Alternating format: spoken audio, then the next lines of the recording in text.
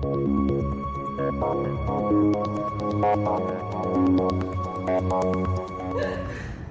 and welcome to another episode of Renee Ruth Music. I'm your co-host, Fred Jackson, and I'm with the singer-songwriter. We're dipping into a new genre that we're going to talk about here, but I'm with Renee Ruth. That was like such a big deal. Singer-songwriter. She's used to the... Yeah, so look, I'm sitting next to some serious talent too. Because you ask anyone in this town who they want drumming for them, that's the name that comes out. Oh, that's because I get along with everybody. That also is true. Because that is also true. Like Fred is like the most sought after drummer. And so yeah, I'm in some greatness. Own it, Fred. Hey, I am. Well, thank you. Oh man, well it's been a while since we've seen each other. We've been rolling. And, no, I was out of town. You got sick. I know. This summer. Out of town. We've been rolling with the kids. Summer styles. Yes, So, but anyway, how you doing? I'm good. You good? I'm good. We're finally moving into new producers. Yeah. So we talked in the recent past. Right. About John moving on to great things and me having to find new people to work with. Right. And Fred, this is me calling Fred, I remember the name. Fred's like, okay, Renee. So he's like, do you talk off the ledge? I'm like, yes, I do. Yeah. Talking off the ledge. So Fred's like, there's so many artists and they work with so many different producers and I'm kind of one of those people that I'm so loyal. So I get one person we're gonna do this, and then when it doesn't happen, I'm like, yeah. So I had to, with me, loving hip hop, I had to let her know that as an MC, not me as an MC, but hip hop artists, they don't use one producer. Someone like Jay-Z that I speak of all the time. You got Pharrell, got Dr. Dre, Primo, DJ Premier, Kanye. He has all these producers that he uses, and then when you listen to the album, it's just not one type of sound. He's the constant as the voice, right? And then it's these different vibes. Because certain producers brings out a different element. Yes. So now I'm listening to your music, and we've done the singer-songwriter. We did. We started there. We started there. He was on a djembe. On a keyboard. And then we slowly transitioned to a cover band. We were playing all top 40 live bands. And then we decided, let's go back to the original stuff but we don't want to do the singer-songwriter. So during the pandemic, I remember you calling me. It's like, yo, so I got an album. It's like, what? It's I've been up here drinking and hanging out at a pool. Yeah. What'd you do? How did you? What? First of all, were you 6 feet away? No. I wasn't even in the same country. Who's West Coast? Yeah, exactly. But it's just one of the things where now you're into cinematic pop. Which is more like the theatrical, and you're giving the song space. You got the certain drops. So now your latest. I know we can't speak too much about it, but. Are you into a new genre? So this is what's crazy. is we found, now Fred will tell you, so when the original producers of Dawn, he was so nice to make sure that we weren't left high and dry. Yeah. And recommended another producer that was in a similar space. That's literally his website said cinematic pop. And so Fred and I sat in this office, and he's in Canada, so we sat there and met him and talked about what we wanted to do. And he just seemed like a great fit. And so, but it took, just like it is, let's work together. That was January, February. It took till a month ago where I'm like, are you still just my life finally settled down enough to look at music again. So and I get this itch. I don't know if you know that feeling. Like I get the same itch about playing live. Like I get an itch, like, and I can't get it. And so like I get the itch to write again. So I was in here and I just watched Orange is the New Black. I'm so late on that. And I couldn't. Well, that's what Netflix is now. So that maybe not late, you know. Like I'm looking at like a really stressful week, and I'm like, I have to finish. So I'm watching this, and this girl's on the show talking about how like it'll be okay, like literally one awful thing after another just keeps happening. We're gonna be okay. I'm like, how much work can you take? And so somehow that was in my head, and I came in here and I just started in a chord progression. I was by myself, and I turned all the music on, and I started just playing and singing. And the song just happened. So that's when I hit up the frame, and I'm like, do you still want to do this? I think I heard a song. So he sent his version of it. Remember, he sent his version of it to us, and we both were like, yes. Yeah, like it just, right. You know, there's still a learning curve for all of us, like getting comfortable with, you know. But yes, like he was in that same pocket that we just came from. Right. And so it was cool to have, you know, Fred kind of came in and was like, we're trying to send drum ideas, and you know, like, and that's the thing. It's kind of like dating with producers, like, you know, you get to know each other. Do you want to do this? And then with budgets, it's like you had to hammer out each other's legs, just like this whole process. And then once you get there, it's like you don't even think about it. Right? You just start moving through music. So we'll get there. But I also had someone else look at that song, and he's played with us forever. And so he was taking a stab at Samantha Pop.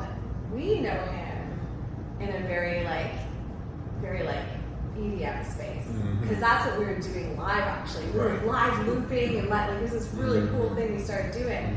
And when I ended up with a brief that was referencing like Portishead and Massive Attack, and so if you've never heard of them, go look them up. They're from the 90s, and they were on a playlist of mine. They didn't have playlists back then. They were CDs I bought, and like they were in the trunk of my car with a 6 CD changer that I had to get out. And so they were there, and so I knew he would crush it. I said, okay, listen, can we take this in a whole other direction? And so he was super stoked, because it turns out he covers the Massive Attack now, right? And I didn't know that, so he was super stoked. So we. He took what we were working on, and he tweaked it, made it minor to fit kind of the brief, and we finished the song, and it's awesome. Yeah. So I'm submitting for the brief yesterday, because it was due yesterday, and I'm submitting for it, and it says, what genre is this? And I'm like, I don't know. like, do you remember in the 90s listening to these? Okay, you knew it was hip hop, right? But did you know like what kind of hip, like, so I knew Massive Attack or 07 or Portishead, like I knew them as like, I think we called it techno. Truly, I think that's like, oh, it's techno. Like, I don't even know if we called it anything, honestly. We being the people that I was with. So when I Google, I'm like, well, the genre is whatever Massive Attack is. So I Googled Massive Attack, and it said trip hop. And I'm like, trip hop was developed in the 1990s. And I'm like, that's what it's called. Trip hop? I was like, what? So I had this like whole rabbit hole moment where I'm like deep diving to find all these artists that I'd listened to in the 90s, and they're all trip hop. And I'm like, trip hop. Yeah, so Fred just learned about this tonight. And he grew up, he was around in the 90s. But I didn't know about trip hop. About trip hop. No. But you knew one of the artists. Yes. But now I'm interested in learning, like, why is it called trip hop? Trip hop, yeah. You know? It was developed in England. It was a British genre. But I didn't get much further than that. I wanted I wanted to go back into and find. Because it's like trip hop, there's got to be a hip hop element to it. Yeah. To be trip hop. Yeah. It said it was a mix of electronic, hip hop, like it listed like kind of the hybrids. Rap was in there, which I think is how Eminem got on that list for probably a couple of his stuff. But it's that low key, chill vibe, you know. But it's got kind of that cadence to it.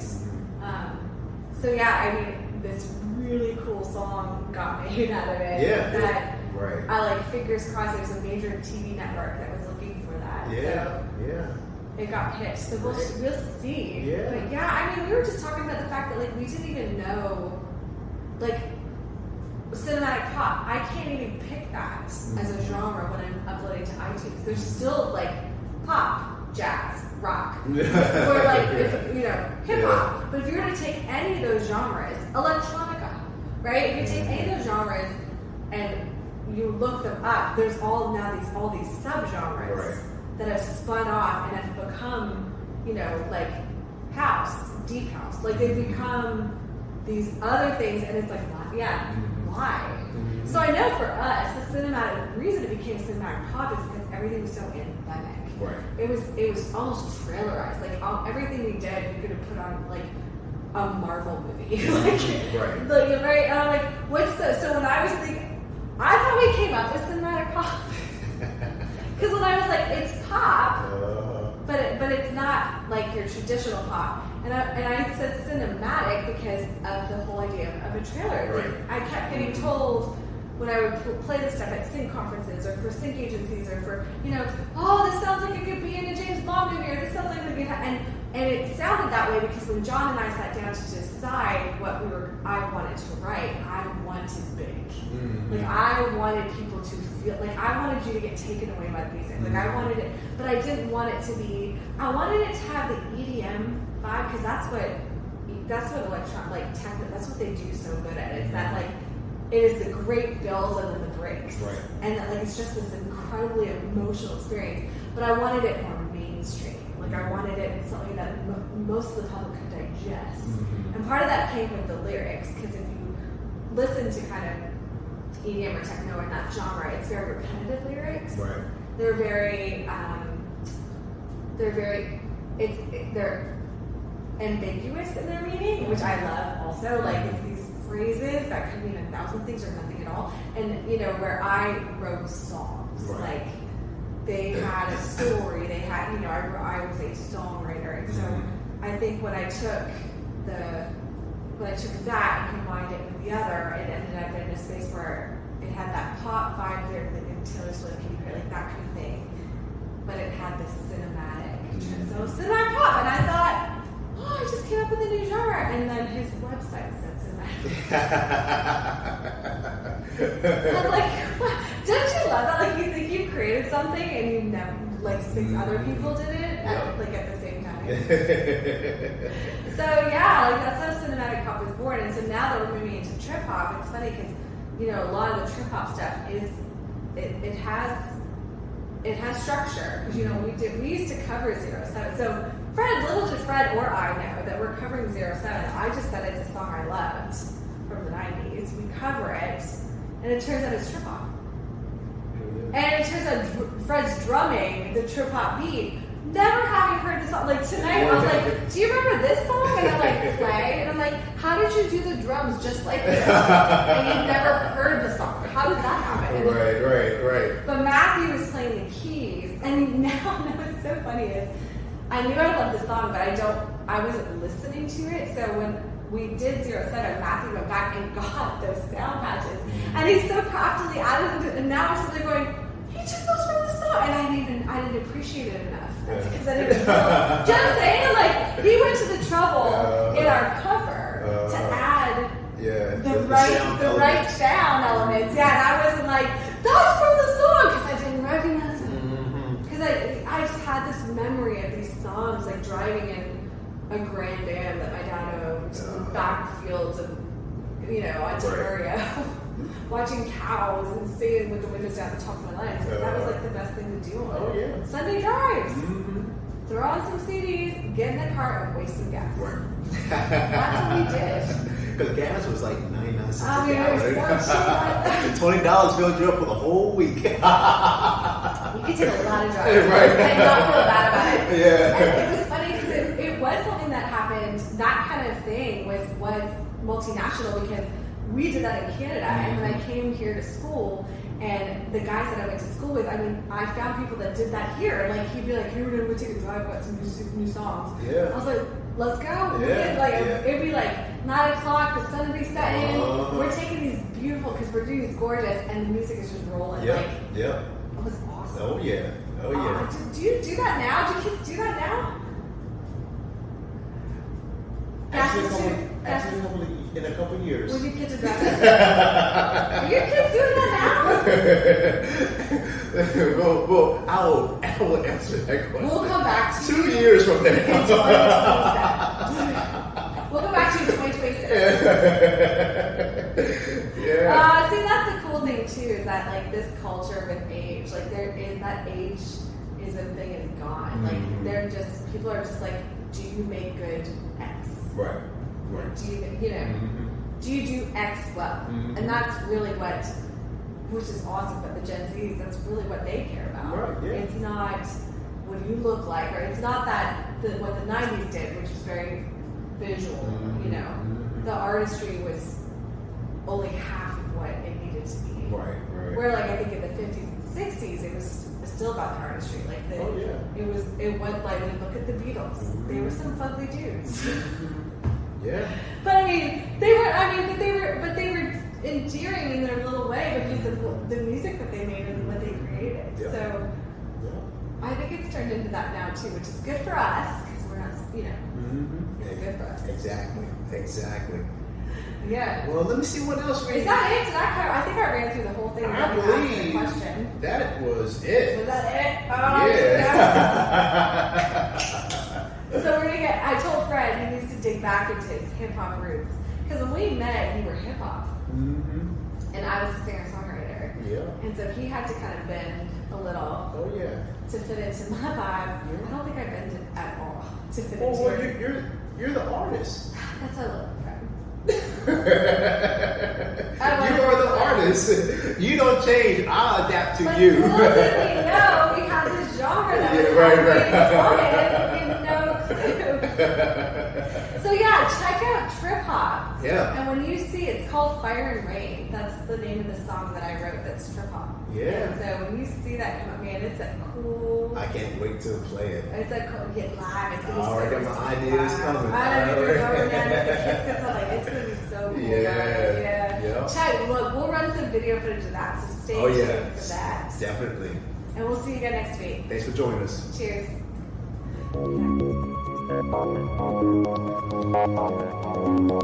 Yeah.